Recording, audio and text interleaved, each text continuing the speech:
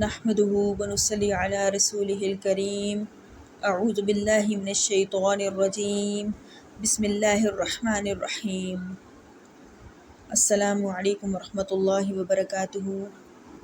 یہ ایک ذاکر ہیں حافظ فیصل گجر صاحب، میں نے ان کے بارے میں کافی اچھا سنا تھا، خاص طور پر دلیل سے بات کرتے ہیں، ان کا انداز مجھے اچھا لگا تھا، کافی ویڈیوز دیکھی ہیں، لیکن افسوس کہ ایک موقع پر انہوں نے قرآن کی طرف سے ایک آدھی آیت پڑھی اور اس ادھوری آیت کو بنیاد بنا کر اپنا مدعا ثابت کرنے کی کوشش کی۔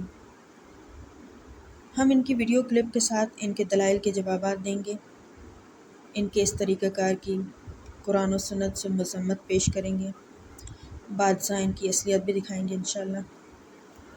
پہلے آپ ویڈیو کلپ دیکھیں۔ جی ایک حوالہ سن لو تے اجازت جانے یا علی اللہ چھٹے پارے ثابت کیتا دسیا بھئی کیڑا بندہ امامت دے قابل ہے۔ پارہ نمبر 6 چیپٹر 5 سورہ مائدہ جے، اس میں اللہ فرماتا ہے وَلَا تَتَّبِعُوا أَهْوَاءَ، ایک ہی نشانی اگر تے بندہ سمجھدار سارے ہوشش بیٹھے نے، ایک حوالہ زندگی سوارنے لئی بڑا جے، جنہیں پوری تقریر نہیں سنی ایک پاسے رہے، ایک گل جنہیں پلے بن لینا، میں یقین ہے میری آنے دی محنت پوری ہو جانی ہے تھے۔ اللہ قرآن میں کہہ رہا ہے اچھا امامت اگر سامنے ہوئے تو کی کریں گے امام نو؟ بولو، اگر امام سامنے ہوئے تو ساری ڈیوٹی کی ہونی ہے؟ کو پتہ ہے یار امامت دی اساں اتباع کرنی ہے، امامت دی اساں پیچھے ٹرنا ہے، او سانو کہ بھئی تو عبادت کر تے اساں کرنی ہے، انہیں اگر نماز پڑھنا رسول بلا لے تو چھڑ دینی ہے۔ امامت کا مقصد ہے اساں دی اتباع کریے، امامت کا مقصد یہ ہے ہم اس کی اطاعت کریں، یعنی جو حکم میرے آقا، جو ہمارا ہادی کے ہم مانیں۔ سمجھ آئی ہے؟ یہ امامت کا کام ہے، امامت پیشوائی کرائے۔ امام نکلا ہی امامہ سے ہے، عربی زبان میں جب مشرق مغرب شمال جنوب کرنے ہیں 4 سمتاں، اسے عربی زبان میں کہتے ہیں امامہ، خلفہ، شرقہ و غربہ۔ تے امامہ نکلیا ہی امامتوں میں جس سے اگے کوئی شے بھی نہ ہوئے، آدم بھی بنے تے اللہ کیا تو خلیفہ رہا، امامت اگے رہے۔ اور اللہ اس نے نشانی دسی ہے کہ امام ہوئے گا کون، تو اپنی مرضی کا بڑھا سکنے ہو کہ نہیں؟ اللہ کیا نہ قرآن جو میں دس دینا کون ہے، اللہ آیت بھیجی اور بندے دا پتر دا کام میں مان جاوے ہیں، سارے منن کے تقریباً سارے حلالی موالی حبدارانے حیدر بیٹھے، اللہ کیا ولاتت، امامت کا کام ہے اتباع کروائے، ہم سے اطاعت کروائے ہیں، ہمارا کام ہے اطاعت کرنا، اتباع کرنا۔ اللہ کہہ رہا ہے ارے گھر دے مگر نہ لگ جائیں، ہر بندہ اتباع کے قابل نہیں ہے۔ یا اللہ کون ہے؟ اللہ کہہ رہا ہے وَلَا تَتَّبِعُوا أَهْوَاءَ قَوْمٍ قَدْ ضَلُّوا مِن قَبْلُ، جو ماضی میں گمراہ رہ چکے ہوں ان کی اتباع نہیں ہوگی۔ قَدْ ضَلُّوا مِن قَبْلُ، وہ چنگا بندہ ہو سکنا ہے، آجی ہو سکنا ہے، حافظ ہو سکنا ہے، لیکن اس کی اتباع نہیں ہو سکتی۔ کس کی؟ قَدْ ضَلُّوا مِن قَبْلُ، جو بھی ماضی میں کبھی گمراہ رہا ہو، پہمیں شراب بیچنا ہوئے باج رسول دے آکھے کڑے دے کڑے روڈ دے گلیاں، پہمیں کوئی جنہ مرضی ہے اسلام جو اپنا سب کوئی لٹا دے۔ اللہ کیا قَدْ ضَلُّوا مِن قَبْلُ، جو پہلے گمراہ رہ چکا ہو وہ چنگا بندہ ہو سکنا ہے، حاجی ہو سکنا ہے، حافظ ہو سکنا ہے، صحابی ہو سکنا ہے، لیکن امام نہیں ہو سکنا۔ قَدْ ضَلُّوا مِن قَبْلُ، جو ماضی میں گمراہ رہ چکا ہو وہ تمہارا ہادی نہیں۔ میں نے کہا یا اللہ اس طرح سے پیر علی دے بارے جو ملا نے لکھ دیتا 10 سال تو بعد کلمہ پڑھیا، انہوں نے کہا انہوں چھڑ ملا نو، ملا دین دا وارث نہیں، انہوں نے او کتاباں دے حوالے دے، باقی 6 کتاباں، اثبات الہدات جلد نمبر 4 صفحہ نمبر 265، الشمامۃ الانبریاء نواب صدیق حسن بپالی، اس کے علاوہ التحفہ اثنا عشریہ صفحہ نمبر 12۔ میں 6 کتاباں دے حوالے توڑے سامنے پیش کی تھی، کھلا کوئی دیتے نے کوئی رہ گئے، انہیں 6 کتاباں لکھا ہے کہ علی 10 سال تو بعد کلمہ نہیں پڑھا۔ علی نے کب کلمہ پڑھا؟ اب سننا، ان ساری بندیاں نو سلام پاویں، اہل حدیث ہے پاویں، کوئی یہ گل نہیں چنگی لے کے شیعہ تو بھی ہوتے، انہوں نے لکھا فلما نزل علی ابن ابی طالب فی الکعبۃ خر ساجدا، علی نے 10 سال بعد کلمہ نہیں پڑھا۔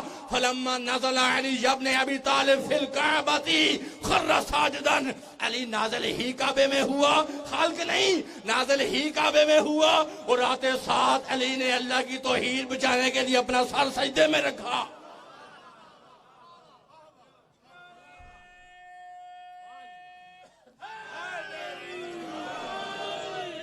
خالی سجدہ کیتا، ہو سکتا ہے کوئی کہ لات منار عزا دیوی کوئی بہت توسیونوں کر دیتا، نعوذ باللہ من ذالک، تو اگلے لا سال حدیثوں نے لکھے کس کو سجدہ کیا؟ آگے پھر لکھا ثم قام وشہد للہ بالوحدانیتی وبالرسالتی وبالولایتی، علی نے سر اٹھانے کے بعد وحدہ لا شریک کی توحید کا اقرار کیا، محمد عربی کی رسالت کا اقرار کیا، اور اپنے نفس پر واجب کرتے ہوئے ولایت علی کا اقرار کیا۔ اور پھر پاک رسول کو کہا اقرأ التوراۃ والزبور والانجیل والقرآن، سن کیا سننا چاہتا ہے؟ دوسری زبان لی ہے۔ بس اے جملہ ہے جی، جو بندہ پاک رسول کے ظاہری نبوت 40 سال والی جو ملا نے بتائی ہے، اس سے بھی 10 سال پہلے، اور قرآن کی پہلی وہی 40 سال میں ملا نے کہا نازل ہوئی۔ اس وقت محمد عربی کی ظاہری عمر 30 سال تھی جب علی دنیا میں نازل ہوئے، ظاہری عمر۔ اس وقت قرآن کے نزول سے اور محمد عربی کے ظاہری نبی بننے سے 10 سال پہلے جو قرآن پڑھے وہ کبھی گمراہ نہیں، اور جو 40 سال کے بعد پڑھے وہ امامت کے قابل نہیں۔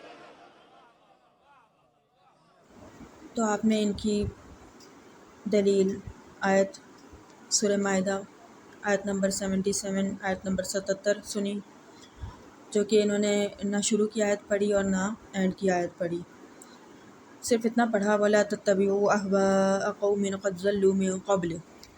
اچھا، اگر ان کی مطلوبہ چھوٹی کٹی ہوئی آیت کا بھی ترجمہ کر دیا جائے تو اس میں ترجمہ کچھ اس طرح سے ہوگا وَلَا تَتَّبِعُوا، اور پیروی مت کرو، اہواء خواہشات کی، اس قوم کی قد ضلوا جو کہ گمراہ ہوئی، من قبل پہلے، یعنی کہ پہلے گمراہ رہ چکی ہے، اس قوم کی خواہشات کی پیروی مت کرو۔ جبکہ رسول اللہ صلی اللہ علیہ وسلم کے بعد خلافت چل رہی تھی، خلافت کی بات ہوتی تھی، صحابہ کرام خلافت قائم کرتے تھے، تو وہ کوئی اپنی خواہشات کی پیروی کروانے کے لیے تو نہیں کیا کرتے تھے۔ اچھا، انہوں نے یہ دلیل میں آپ کو بتانا بھول گئی، یہ دلیل کیوں دیے جا رہے ہیں اتنی دیر سے؟ حضرات شیخین پر یہ دلیل پیش کر رہے ہیں کہ انہوں نے جوان ہونے کے بعد، یعنی کہ درمیانی عمر میں ہی اسلام قبول کیا تھا، وہ بچپن سے مسلمان نہیں تھے، تو اس لیے ان کی پیروی کرنا ہم پہ واجب نہیں ہے، کیونکہ قرآن کہہ رہا ہے کہ وَلَا تَتَّبِعُوا أَهْوَاءَ قَوْمٍ قَدْ ضَلُّوا مِن قَبْلُ، یعنی کہ جو قوم پہلے گمراہ رہ چکی ہے اس کی پیروی مت کرو، جبکہ پیروی صرف مطلقاً پیروی نہیں ہے، یہاں پہ خواہشات کی پیروی کی بات ہو رہی ہے۔ خیر، ان کا پوسٹ مارٹم آگے اچھے سے ہوگا، یہاں پہ بھی اتنی بات سے بھی ہو چکا ہے، کوئی اہل علم ہو تو وہ کافی سمجھ سکتا ہے کہ میں کیا کہنا چاہ رہی ہوں، لیکن آگے ان کو مزید کھولتے ہیں۔ چلے مکمل آیت کی تلاوت کرتے ہیں۔ اعوذ باللہ من الشیطان الرجیم، قل یا اہل الکتاب لا تغلوا فی دینکم غیر الحق ولا تتبعوا اہواء قوم قد ضلوا من قبل وأضلوا كثيرا وضلوا عن سواء السبيل۔ ترجمہ ہے، کہہ دو اے اہل کتاب، اپنے دین میں ناحق غلو مت کرو اور نہ ان لوگوں کی خواہشات کی پیروی کرو جو پہلے گمراہ ہو چکے اور بہتوں کو گمراہ کر چکے اور خود بھی سیدھے راستے سے بھٹک گئے۔ اچھا، پہلے تو اس آیت کی تفسیر ہم اصول کافی سے دیکھتے ہیں۔ اصول کافی میں اس آیت کی تفسیر امام عسکری علیہ السلام سے روایت ہے۔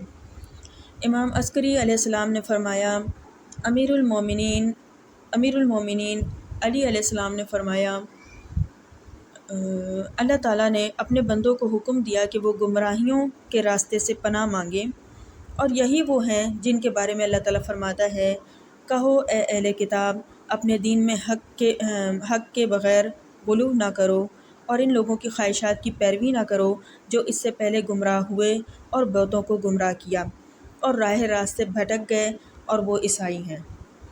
اور رضا علیہ السلام نے بھی یہی کہا۔ پھر امیر المومنین نے فرمایا، ہر وہ شخص جس نے اللہ کا کفر کیا تو وہ ہے جس پر اللہ کا غضب ہوا اور وہ اللہ کی راہ سے بھٹک گیا۔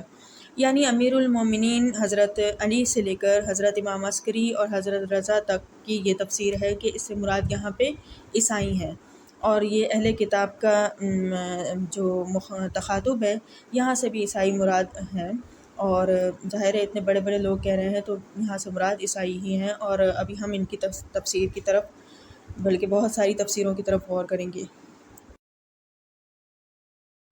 تفسیر المیزان علامہ طباطبائی۔ علامہ طباطبائی کے مطابق یہ آیت نصارہ کے غلو کے خلاف ہے، خاص طور پر تثلیث کے عقیدے کی مذمت میں ہے۔ قوم قد ضلوا سے مراد وہ سابقہ گروہ ہیں جنہوں نے دین الہی میں اپنی رائے اور خواہشات کو داخل کیا، جیسے کہ پال وغیرہ جنہوں نے عیسائیت میں تحریف کی۔ علامہ طباطبائی اس پر زور دیتے ہیں کہ اس آیت میں ایک عمومی اصول کو بیان کیا گیا ہے، دین میں غلو نہ کرو اور خواہشات پرستی سے بچو، کیونکہ یہی گمراہی کی جڑ ہے۔ تفسیر نور محسن قرائتی۔ یہ تفسیر بھی واضح کرتی ہے کہ اتباع خواہشات ہمیشہ گمراہی کا ذریعہ رہا ہے اور دین میں افراط و تفرید، غلو و کم فہمی دونوں مذموم ہیں۔ اب آ جاتے ہیں اپنی تفاسیر کی طرف۔ تفسیر ابن کثیر میں لکھا ہے، ابن کثیر کے مطابق یہ آیت نصارہ عیسائیوں کو خطاب کر رہی ہے جو حضرت عیسیٰ علیہ السلام کے بارے میں غلو انتہا پسندی کرتے تھے، یعنی انہیں اللہ کا بیٹا یا خدا مانتے تھے۔ قوم قد ضلوا من قبل سے مراد وہ لوگ ہیں جنہوں نے حضرت عیسیٰ علیہ السلام کے بعد بدعات ایجاد کی اور گمراہی میں پڑے۔ ابن کثیر رحمۃ اللہ علیہ لکھتے ہیں کہ یہاں یہود و نصارہ کے ان گروہوں کا ذکر ہے جنہوں نے دین میں اپنی خواہشات کی پیروی کی، جیسے کہ تثلیث یا تحریف تورات و انجیل وغیرہ۔ تفسیر جلالین میں بھی ایسا ہی مضمون مذکور ہے۔ امام جلال الدین سیوطی و جلال الدین تفسیر جلالین میں بھی تقریباً بالکل اسی جیسا ہی مضمون مذکور ہے۔ امام جلال الدین سیوطی رحمۃ اللہ علیہ فرماتے ہیں کہ یہاں نصارہ کی ان خواہشات کی مذمت ہے جو دین حق سے ہٹ کر ایجاد کی گئیں، اور یہ کہ ان کی پیروی کرنا مزید گمراہی کا سبب بنے گا۔ ان تمام تر شیعہ سنی تفاسیر کو پڑھنے کے بعد ایسا معلوم ہوتا ہے کہ جیسے تمام ائمہ مفسرین کے مطابق اس آیت میں یہ قوم جو پہلے گمراہ رہ چکی ہے، قوم قد ضلوا سے مراد عیسائی ہیں۔ اور مجھے تو یہ تفاسیر پڑھنے کے بعد ایسا لگ رہا ہے جیسے کہ تمام ائمہ مفسرین کا اجماع ہو کہ یہاں اہل کتاب بھی فرمایا گیا ہے، اور جو پہلے گمراہ رہ چکے اور آگے بھی گمراہ کرنے والے ہیں لوگوں کو، یہاں پہ عیسائی مراد ہیں۔ اب آ جاتے ہیں ان کے یہ علمی کارنامے کی طرف جو انہوں نے اتنا بڑا کارنامہ سر انجام دیا ہے آدھی آیت پڑھ کر۔ ان کی آدھی آیت تو ایسے ہی ہے جیسے کہ آپ کہہ دیں لا تقربوا الصلاۃ، اور اس کے ترجمہ کریں کہ نماز کے قریب بھی مت جائیں، اور ساتھ میں یہ بھی کہہ دیں کہ اللہ تعالیٰ قرآن پاک میں فرماتے ہیں کہ نماز کے قریب بھی مت جاؤ معاذ اللہ، اور کسی سے کہیں کہ نماز وغیرہ کچھ نہیں ہے۔ لا تقربوا الصلاۃ یہ قرآن کی آیت ہے اور اس کا مطلب ہے قرآن کی نماز کے قریب بھی مت جاؤ، ٹھیک ہے۔ جبکہ مکمل آیت یہ ہے کہ جبکہ آیت کا سیاق و سباق کچھ اس طرح سے ہے، یا ایھا الذین آمنوا لا تقربوا الصلاۃ وانتم سکاری حتی تعلموا ما تقولون۔ ترجمہ ہے، اے ایمان والو، نماز کے قریب بھی مت جاؤ جب تم نشے کی حالت میں ہو، یہاں تک کہ جو کچھ کہہ رہے ہو اسے جانتے ہو، یعنی جو کچھ زبان سے نکال رہے ہو، جو کچھ پڑھ رہے ہو اس کا تمہیں پتہ بھی ہو کہ کیا پڑھ رہے ہو۔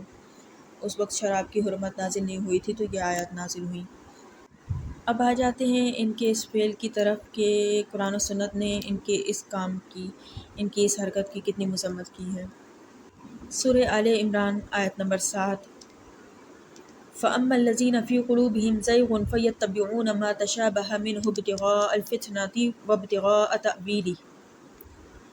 ترجمہ، جن کے دلوں میں کجی ہے وہ قرآن کی متشابہ آیات کے پیچھے لگتے ہیں فتنے کی طلب میں اور ان کی تعویل کی خواہش میں، یعنی کہ ان کی خود اپنی مرضی سے تعویلات کر کے اپنی مرضی کے مطلب نکال کر اپنے مقاصد پورے کرنے کی کوشش کرتے ہیں۔ آیت نمبر 85 افتؤمنون ببعض الکتاب وتکفرون ببعض، کیا تم کتاب کے کچھ حصے پر ایمان رکھتے ہو اور کچھ کا انکار کرتے ہو؟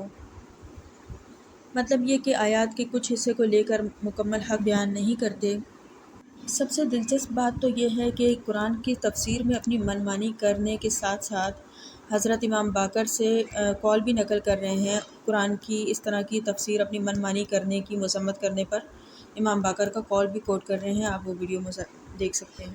ہیں ترجمہ پڑھتے نہیں، تفسیر پڑھتے نہیں، لغت پڑھتے نہیں، تو قرآن میں اور پھر دل داری نہ دل باری اخڑا میں کیا فرق ہوا؟ صرف ثواب آپ کے لیے ہے، ثواب ہے، اگر اسے سمجھے گے نہیں تو قرآن الٹا لعنت کرے گا۔ تو میرے بھائی قرآن کو سمجھو، لیکن سمجھو بھی اپنی مرضی پر نہیں۔ امام باقر علیہ السلام فرماتے ہیں من تفسر قرآن فی فہمہ فقد ماواہ جہنم، جو قرآن اپنی سینس پہ سمجھے گا وہ اپنا ٹھکانہ جہنم سمجھے۔ ہم سے تو موصوف نے حضرت ابن مسعود رضی اللہ عنہ کی روایت نہیں لی، جس میں آپ صلی اللہ علیہ وسلم نے فرمایا ہے کہ جس نے قرآن کی اپنی رائے سے تفسیر کی وہ دوزخ میں اپنا ٹھکانہ دیکھ لے، لیکن ان کے پاس خود کے پاس حدیث موجود تھی، لیکن افسوس کے ساتھ کہنا پڑتا ہے کہ عمل بالکل بھی نہیں تھا۔ آپ نے دیکھا کہ یہ لوگ کس طرح سے اپنے مطالبات، اپنے مقاصد پورے کرنے کے لیے قرآن حکیم کو توڑ مروڑ کر پیش کرتے ہیں اور اپنے مطالبات پورے کرنے کی کوشش کرتے ہیں اور اپنے لیے دلائل بنانے کی کوشش کرتے ہیں، لیکن ناکام رہتے ہیں۔ قرآن سے بھرپور رد کیا جا چکا ہے۔ اللہ رب العزت کی بارگاہ میں قبولیت کی استدعا ہے، دعا ہے۔ اللہ تعالی ہمیں سیکھنے، سوچنے، سمجھنے کی توفیق عطا فرمائے۔ وآخر دعوانا الحمد للہ رب العالمین۔ جزاک اللہ خیرا۔